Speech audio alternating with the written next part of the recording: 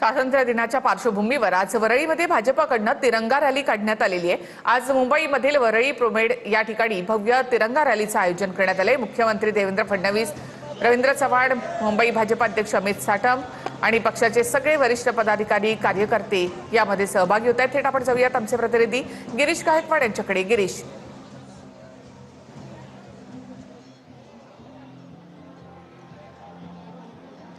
नक्कीच निखिल, आपण पाहतोय की भव्य तिरंगा रॅलीचं जे आयोजन आहे ते भाजपकडून आज करण्यात आलेलं आहे आणि 4:30 वाजता महाराष्ट्राचे मुख्यमंत्री देवेंद्र फडणवीस हे स्वतः या तिरंगा रॅलीमध्ये सामील होणार आहे। आपण पाहतोय बघा किती मोठ्या संख्येमध्ये देशाचा तिरंगा घेऊन या ठिकाणी तरुणाई जी आहे ती रस्त्यावरती या ठिकाणी उतरल्याचं चित्र आपल्याला स्पष्टपणे पाहायला मिळतं आणि वाहतुकीला कुठलाही व्यत्यय येऊ नये त्यामुळे वरळीचा जो कोस्टल रोडच्या बाजूला असलेला जो प्रोमेनेड आहे त्याची निवड करण्यात आलेली आहे। जवळपास 20 ते 25 हजार तरुण तरुणी आहेत ते या ठिकाणी पोहोचल्याची माहिती मिळते।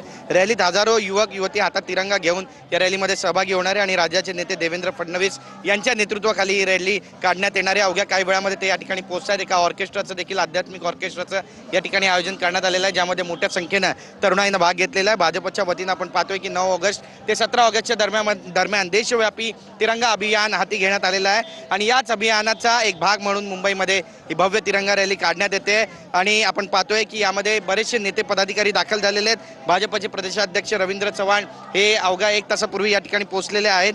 तर आपण दुसरीकडे पाहतोय की मंत्री, खासदार, आमदार, नगरसेवक आणि पक्षाचे पदाधिकारी मोठ्या संख्येनं या ठिकाणी दाखल झालेले आहेत। पोलिसांचा मोठा बंदोबस्त या रॅलीच्या दरम्यान असणार आहे त्यामुळे जादा कुमक जी आहेत पोलिसांची ती मागवण्यात आलेली आहे। विविध बसेस करून हे सगळे तरुण तरुणी या ठिकाणी दाखल झालेले आहेत त्यामुळे वाहतुकीस कुठलाही व्यत्यय येऊ नये याची देखील दखल ट्रॅफिक विभागाकडून घेतली जाते। बरेचसे पदाधिकारी पोहोचलेले आणि महानगरपालिकेच्या शिक्षण विभागाकडूनही हर घर तिरंगा अभियानाअंतर्गत या ठिकाणी आपण पाहतोय की भव्य तिरंगा रॅलीचं यात्रेचं आयोजन करण्यात आलेलं आहे। यामध्ये हजारो विद्यार्थी आणि शिक्षक सहभागी झालेले। नक्कीच गिरीश, धन्यवाद। एकूणच